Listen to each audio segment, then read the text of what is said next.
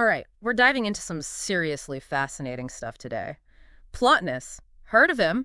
A philosopher who was apparently a total rock star in his time. Yeah, he was a big deal. And you know what's really intriguing about Plotinus? He didn't shy away from those big questions. Like what? The nature of reality, our purpose, even the meaning of life, the stuff that keeps you up at night. Heavy stuff. And we're told his ideas still resonate centuries later. Oh, absolutely. He's still influencing thinkers today. Well, that's what we're here to uncover. You brought along some excerpts from a book about Plotinus chapters 1, 2, and 4 specifically. We're going to unearth his key ideas, what his world was like, and why he still matters.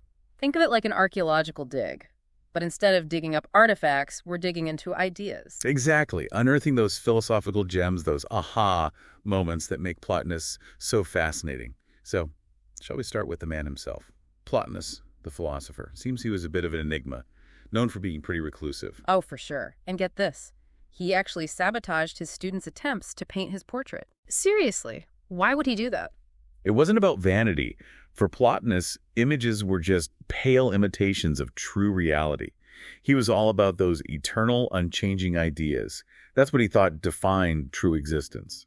Interesting. Like he was saying, don't get hung up on my physical form, engage with my ideas. Exactly. And speaking of those ideas, we can't ignore the world Plotinus was living in. It was the great anarchy of the Roman Empire. Things were, to put it lightly, falling apart. It was like living through an apocalypse. Political instability, violence, plague. People were searching for answers, for something to hold on to amidst all the chaos. And then along comes Plotinus with a philosophy that went beyond the turmoil of the material world. Yeah, he offered something deeper, something more enduring. And we have his student, Porphyry, to thank for giving us a glimpse into his life and work. Right, Porphyry's Life of Plotinus. It's a gold mine. And what's so fascinating is that Porphyry is pretty honest. If he's not sure about something, he admits it. So we get this balanced, believable picture of Plotinus. That's refreshing for a biography written by a student. So let's dig into Plotinus's ideas. He was influenced by this mix of Greek philosophy, Jewish mysticism, and even Eastern religions. He was living in Alexandria, which was like a melting pot of different schools of thought. Like a grand bazaar for ideas. Exactly. All these different cultures and philosophies rubbing shoulders. And this mix really shaped Plotinus's unique perspective. He took the best of Greek philosophy, especially Plato's ideas, and infused them with this mystical dimension. Ah, Plato. Sounds like Plotinus took Plato's concept of forms or ideas and really ran with it. He did. One of the big questions that had philosophers scratching their heads, including Plato, was this: how do the things we see in the world relate to those perfect eternal forms or ideas? It's called the problem of participation. Okay, I'm following. So how did Plotinus solve it? He flipped the script. Yeah. Came up with this idea of emanation. He imagined this continuous flow of creation, this outpouring of energy originating from the one. Think of it like a cosmic fountain overflowing with existence. So everything, even us, flows from this one. Precisely. But there's an order to this flow, a hierarchy. Plotinus outlined 3 levels of reality. He called them hypostases. First, you have the one itself, the ultimate source, beyond our comprehension. Then comes the intelligence, holding those perfect forms or ideas that Plato talked about. And lastly, the soul, the bridge between the divine and the material world. Whoa. Okay, a lot to unpack there. But where do we as individuals fit into this grand cosmic scheme?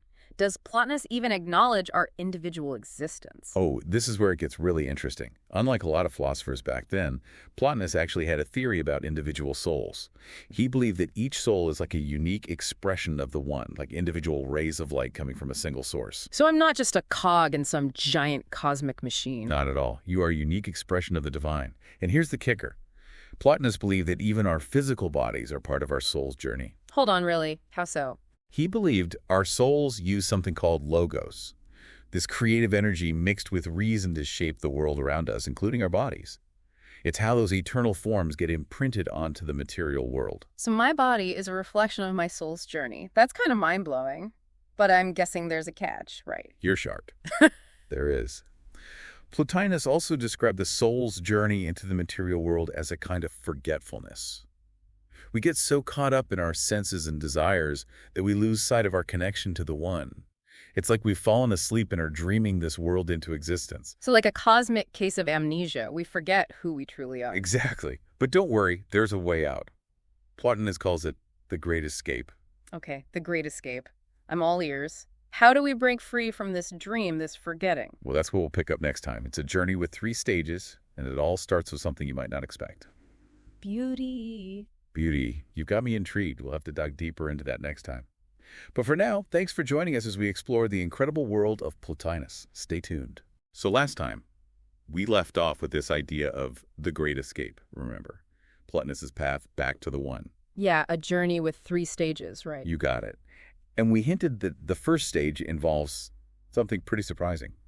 Beauty. Yeah, I'm really curious about that. How does appreciating beauty lead to, spiritual liberation? Well, for Plotinus, beauty wasn't just about aesthetics, like having a nice painting on your wall. Right, it had a much deeper meaning. Exactly. He saw beauty as a kind of reflection of the divine, a glimpse into those perfect forms we were talking about.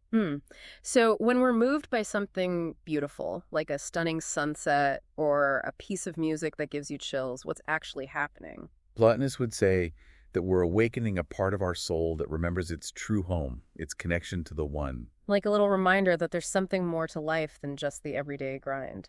Exactly. Those moments of awe and wonder. They're like little wake-up calls nudging us towards something bigger than ourselves. I like that. Little wake-up calls. So, as we cultivate this appreciation for beauty, what's the next step on this journey? Stage 2. Grasping the unity of ideas. Okay, sounds a bit more abstract. What does that actually involve? It's about going beyond the surface appearance of things and recognizing those underlying principles, those ideas that connect everything. Think of it like seeing the forest for the trees. So instead of seeing a bunch of separate, isolated things, we start to understand how it all fits together. Exactly. It's like recognizing those invisible threads that weave the tapestry of reality. So how do we get there? How do we start seeing those connections? This stage involves engaging our intellect, really seeking knowledge and understanding.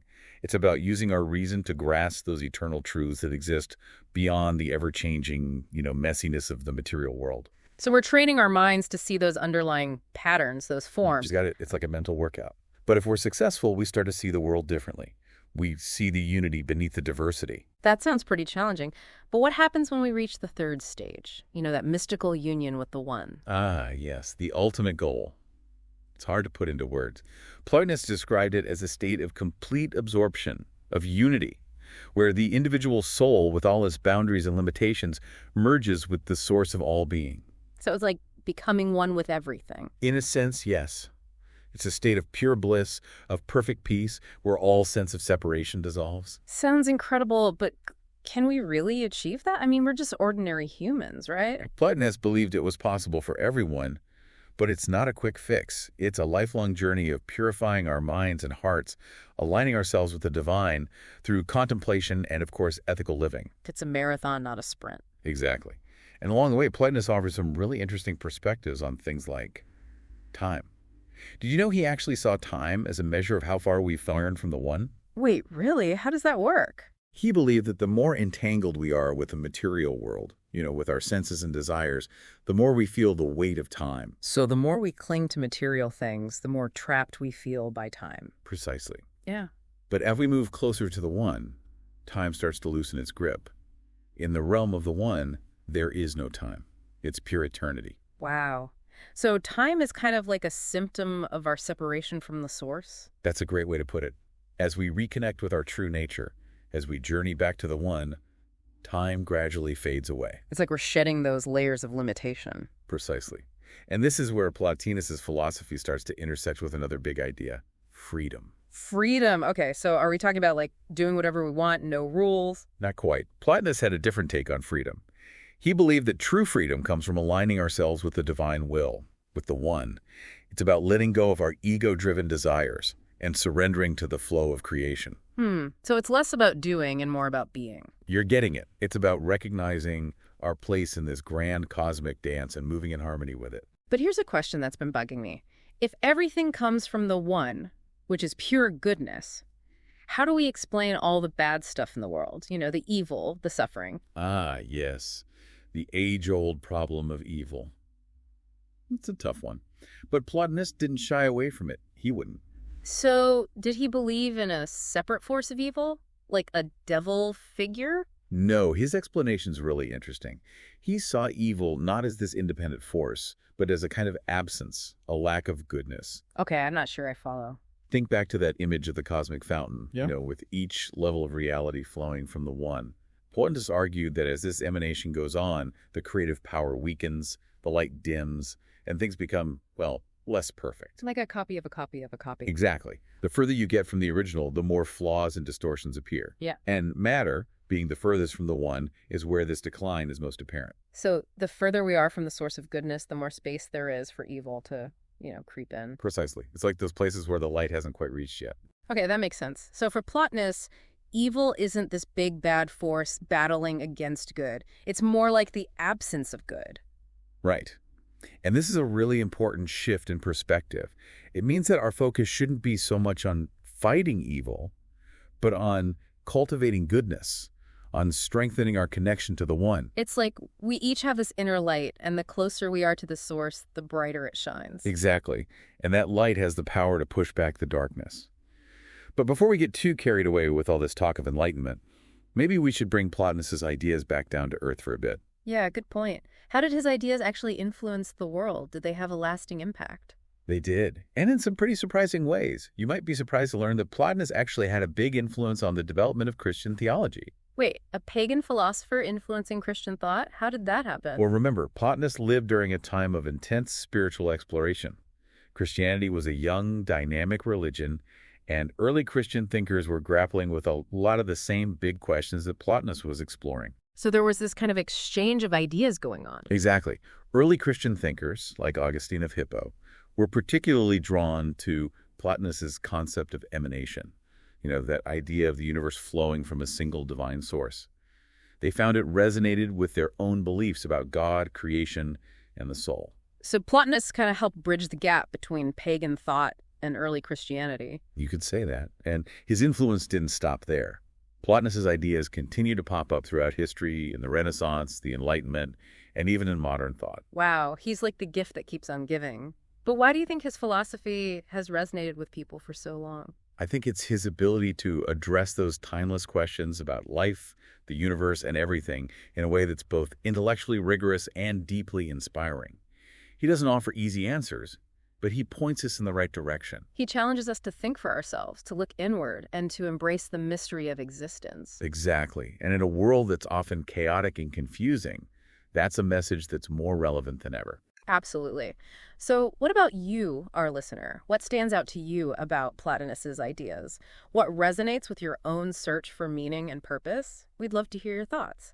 It's really amazing how Plotinus's ideas from all those centuries ago still feel so relevant today. Yeah. Like he's giving us this roadmap, not just for understanding the universe, but for understanding ourselves and how to, live a more meaningful life.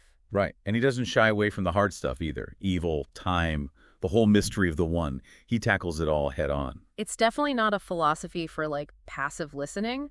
It asks us to really think, to challenge our assumptions, to be open to new ways of seeing things. But the payoff is huge. Plotinus gives us this picture of a world that's just brimming with life, where every being, every experience is a reflection of the divine. I love that. It's like he's saying, hey, wake up and pay attention. There's magic happening all around you. Exactly. And not just for a select few. Plotinus believed that this journey back to the one, it's open to everyone. Everyone, no matter who you are or where you come from. Everyone. It's a message of radical inclusivity. That's pretty powerful. It's like a reminder that we all have that spark of the divine inside us. Yeah, it's what connects us all, what makes us human, and what gives our lives meaning. It's like that yearning we all feel, that desire for something more, something beyond the limits of this material world. It's woven into our very being. It's what drives us to search for meaning, to seek love, to crave knowledge, to, keep reaching. And Plotinus is like this wise guide, urging us to never give up on that search, to trust that the journey is worth it. Yeah, he doesn't just point us in the right direction. He gives us the tools to get there. He illuminates the path, reminds us of where we're headed. And now it's up to us to take those first steps. And to keep going. Wow. This deep dive into Plotinus has been, a real mind-bender, but also incredibly beautiful and inspiring. It makes you look at the world and your place in it in a whole new way. It really does. Yeah. What I find fascinating is that Plotinus was grappling with a lot of the same questions we're still asking today. Like, what is reality? What's my purpose? How can I live a life that matters?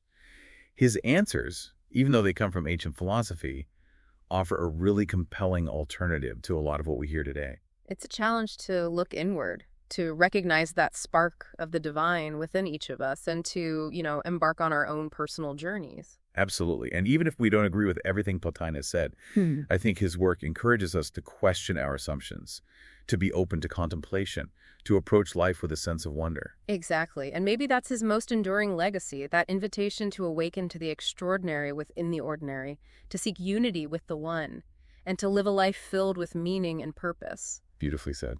Well, we could talk about Plotinus for hours, but we'll leave you to ponder his ideas for now. Maybe pick up a copy of the Enneads and see what speaks to you. Who knows? Maybe you'll even have a mystical experience of your own.